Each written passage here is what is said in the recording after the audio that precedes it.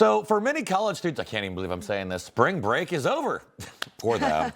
But for students at Columbia, the campus they left last week may not be the same one they're returning to today. Yeah, so on Friday, the school agreed to a number of demands from the Trump administration to stop rampant anti-Semitism on campus. And among those changes, here they are: new rules for protests. Face masks are now banned on campus. We want to see who you are if you're out there protesting. The school is also hiring new public safety officers who can arrest students and appointing a new provost to review the school's international studies departments as well. Columbia agreeing to the changes under the threat of losing $400 million in federal funding. Looks like money talks. Imagine that when you take the money away or threaten to. So joining us now is Eliana Birman, a student at Columbia's sister school, Barnard College. Good morning to you. I know we've spoken to you a number of times throughout this entire process. It looks like President Trump and his administration came in, basically said, that's not how we're going to do this.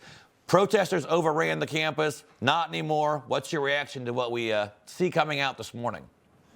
I'm incredibly grateful for the path that seems to be ahead, and I'm hoping that these changes actually make a difference in the way that they say they're going to, because I know that this statement of President Katrina Armstrong has been a huge step in the right direction, but it's also, again, just words. And so we have to see today and in the future what campus is actually going to look like. Yeah, and looking at the list of demands, if you will, for me, the biggest one that sticks out is the fact that they are not allowed to wear masks or cover their faces anymore, because so many, when we would see the videos coming in of them being arrested, all of them had masks on, and it was very clear that it's not because of COVID. It's 2025, people. It's because they wanted to cover up their identity. What do you make of that demand?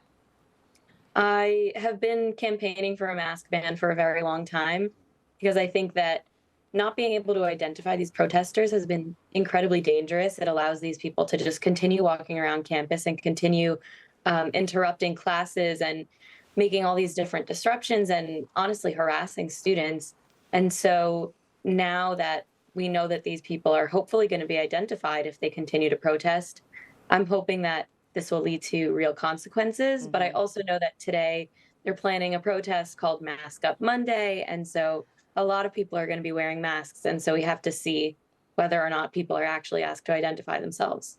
Yeah, as you mentioned, Eliana, that there are protests planned today. It's supposed to be campus-wide. Where do you draw the line between the First Amendment in terms of the right to protest and where they go too far?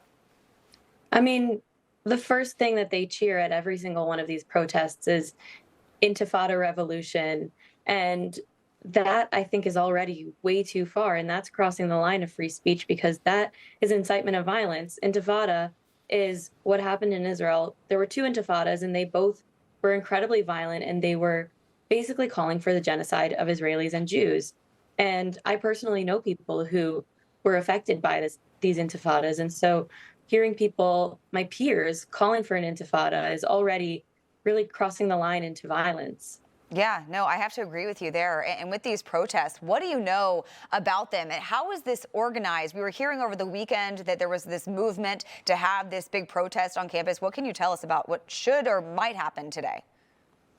I'm honestly really not sure, because, you know, it's the first day back from break. And I know that these groups often will gather on the first day back from winter break, the first day back from the summer. They tend to gather on the first day of the semester. And those are usually the biggest protests of the semester. And they seem to have a lot to protest right now, because the Trump administration and the university administration have come down pretty hard. So I think we can expect a lot of protesting today, and I'm not sure exactly what it's going to look like.